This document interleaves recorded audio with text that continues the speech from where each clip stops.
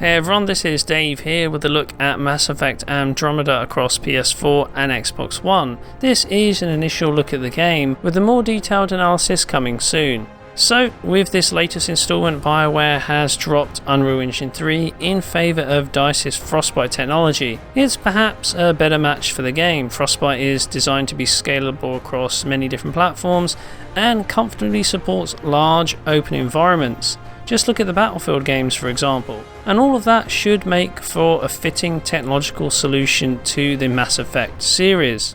And indeed, the results are generally very good in several areas. The lighting, shader effects, shadowing, use of volumetrics, and other elements such as post-processing and ambient occlusion all help to give the game a modern, natural look, with some of the alien environments appearing really striking. Of course, there are some aspects of the game that don't hold up quite so well. The animation is rather stilted and has more in common with last generation titles than anything else, and could use improvement.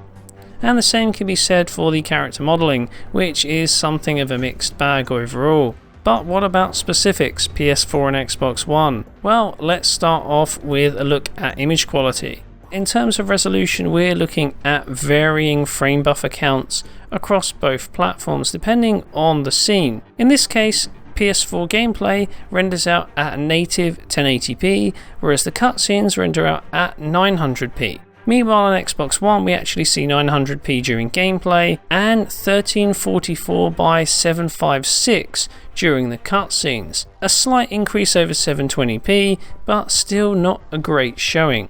In practice, the difference in resolution during the gameplay, 1080p versus 900p, is pretty small. In lower light environments, there is a slight roughness to edges on Xbox One that pops up from time to time. It's not a major downgrade, and in these scenes I think both versions look very good. In brighter environments though, it's clear that the image is a little softer and rougher on Microsoft's platform. The native 1080p on PS4 provides more refinement here, which is definitely something that will be noticed on a larger HD TV.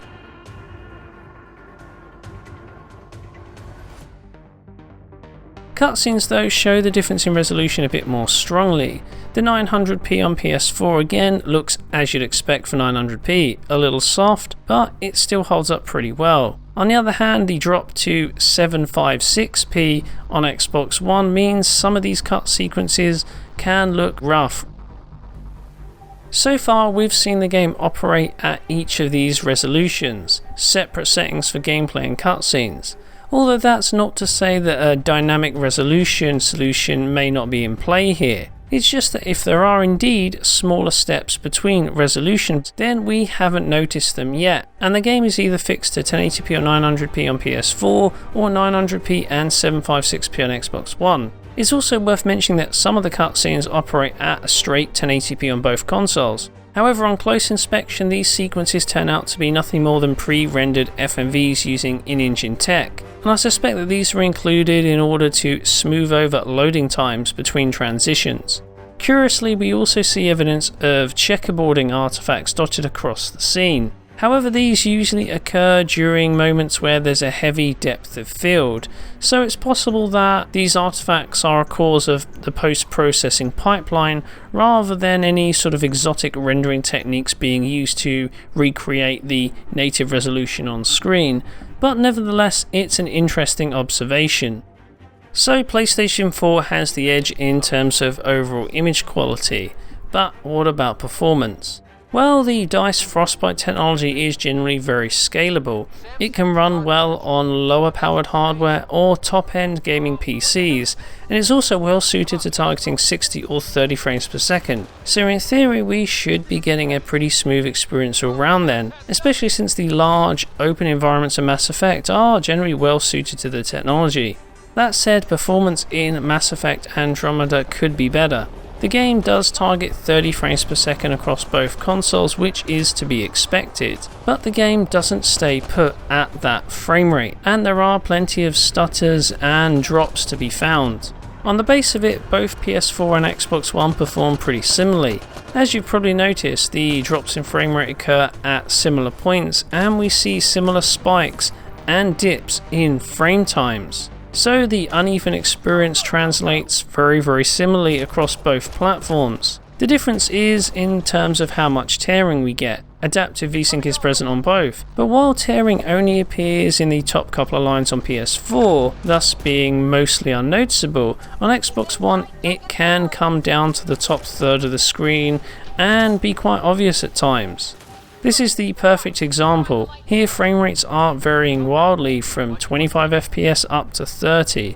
There are huge spikes in frame times, and there's quite a bit of tearing on Xbox One.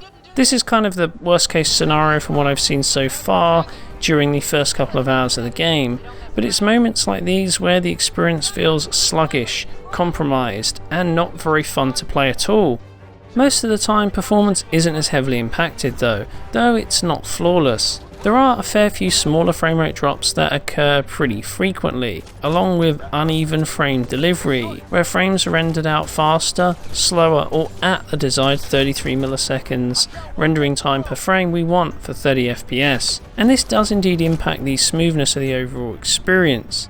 Neither platform is perfect in this regard, but looking closely, and the PS4 just about manages to push a slightly better experience, though there are problems in many of the same areas, and this kind of extends into the cutscenes as well. What's interesting here is that performance is almost like for like.